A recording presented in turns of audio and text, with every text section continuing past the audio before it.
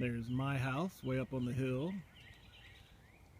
This is a little wooded area behind my backyard.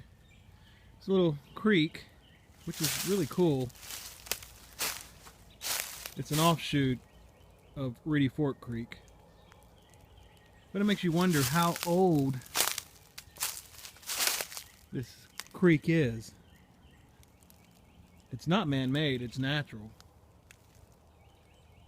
But, you know, for something to form even this small, had to take a long time. It's really nice back here. There's deer, family of deer that live back here, and all sorts of other creatures. But I like coming down here, walking in the woods with the dog. I have no idea where she's at. Go up here a little bit. But yeah, I just love the way the creek just bends around. Again, you know, it makes you question, how in the world does it know to do that? Or what in nature made it do that?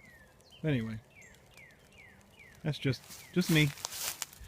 Just me talking.